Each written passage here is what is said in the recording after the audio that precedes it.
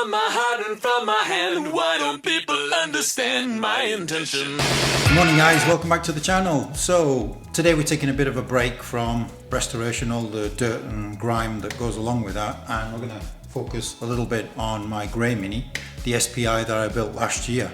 Now, because of all the challenges dealing with the UK these days, I'm forced to look a little further afield for mini parts, and actually I found quite a few nice parts in the Japanese market because obviously they have a very good mini culture. So yeah, let me just show you these.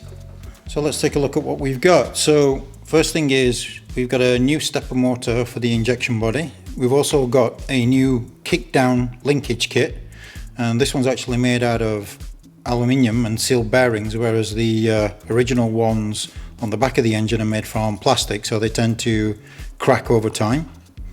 We've also got an LED light kit for the indicators. As you know, we've already got LED headlights, so time to move to LED indicators as well. The part that's probably going to be the most complicated, but the one I'm most excited about, is actually the rear quarter window electric kit. This is definitely going to be a welcome addition to the car. And also found something rather different for the boot, because normally in the boot area people tend to just put a boot panel in, but I found this rather nice leather backpack with pockets in, which is really handy for storing tools. So we're probably going to start with the easiest first, so let's start with the installation of this backpack. This is probably one of the simpler upgrades you can do to a Mini, because it basically attaches with these pads on the bike and two screws at the top. I've already wiped down the surface with an alcohol wipe to make sure we get good adhesion. So let's see now. Just pop out these two screws here.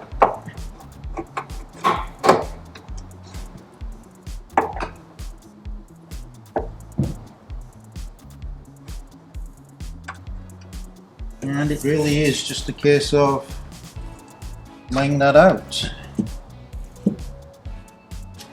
Let's do the two top pads first to give us starting points, and then we'll peel the others off as we go. Let's start with one screw through here, just to make sure we get it lined up correctly.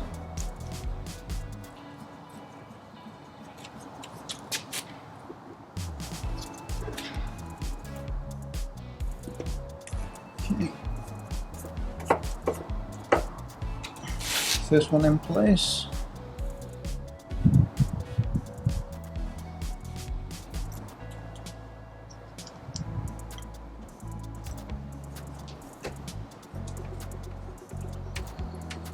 Second one in place. And just a little tweak here and there. Now it's just a case of taking off the rest of these pads, making sure that it fits nice and snug to the curve of the body.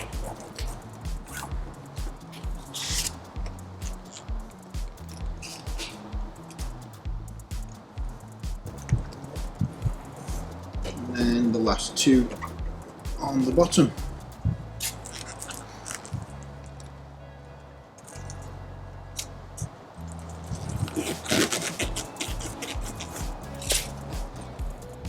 And there you go. Quick and easy, and a really nice upgrade to the boot, as well as being extremely practical, because you can put small tools in these pockets. So there we go, chaps, a quick one. That job done, on to the next one. Not a Japanese upgrade as such. This is a USB phone holder from Retro Components in the UK. I've been wanting to do this for some time, and it replaces the ashtray in the dashboard. It's relatively straightforward because it's just a live and an earth, that will actually replace the ashtray. So let's crack on with this.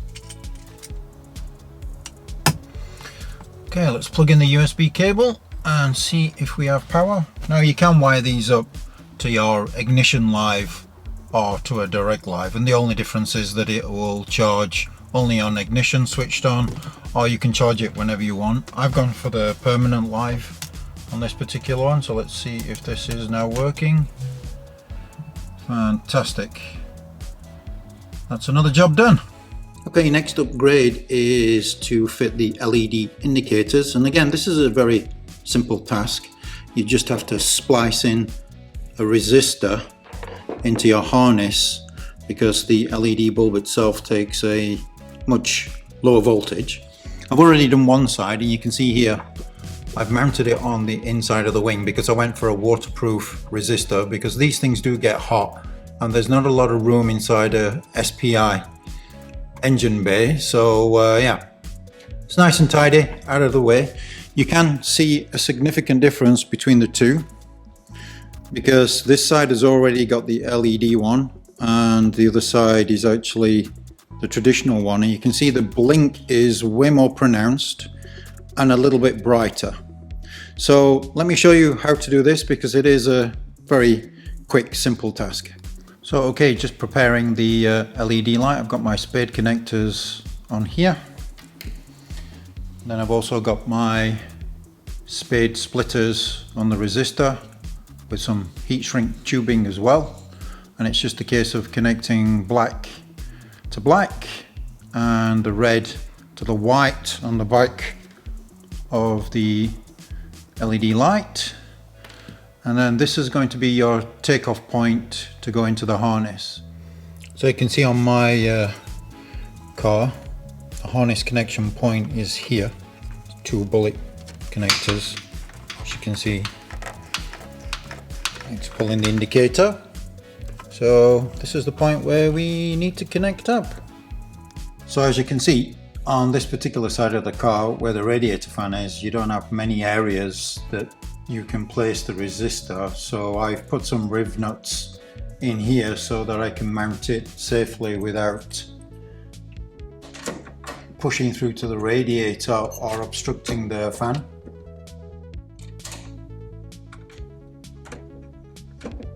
This will then allow me to run the cables up to the harness.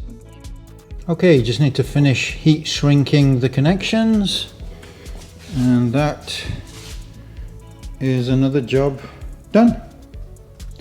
Okay guys, time for the next upgrade, which is the electric rear quarter window openers, and there's quite a collection of parts for this kit.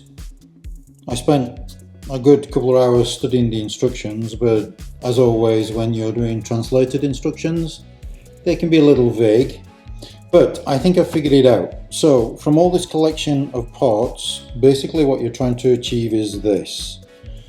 This is the motor obviously, and this will actually attach to the bottom of the window catch, and these need to be screwed into the body. Now the key to all this is this flexible tube. And basically what you are doing is you are assembling, if you want for a better word, an angle socket. So you need to find the correct connections for everything. So this is the one for the motor.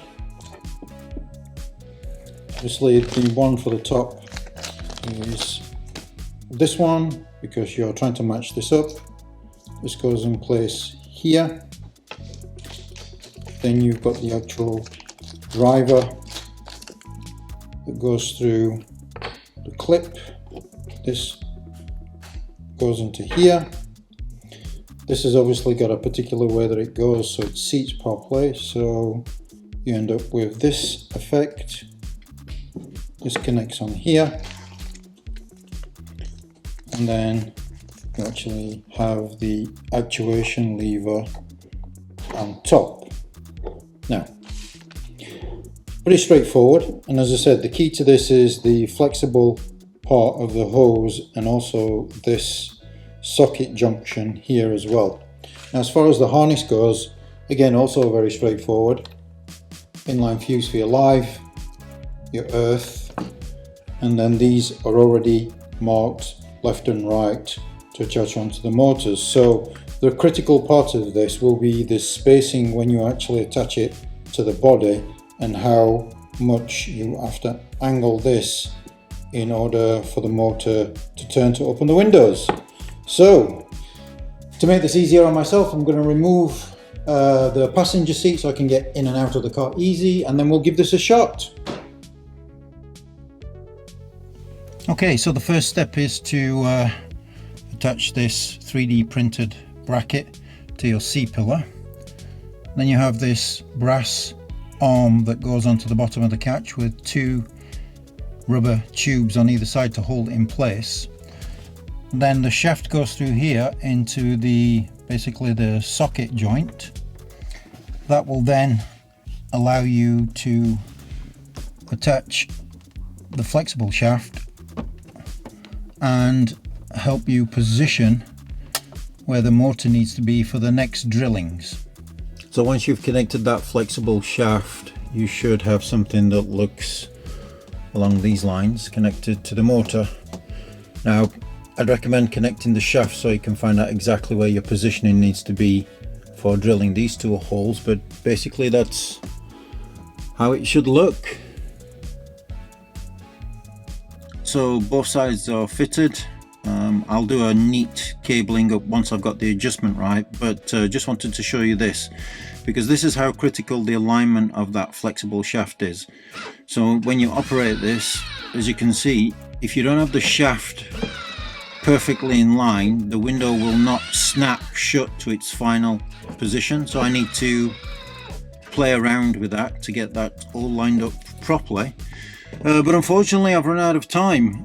My real life is calling. I've got some work that I need to address, so I'm gonna have to leave that final adjustment for the moment and put the seats back in place and tidy up all the cabling.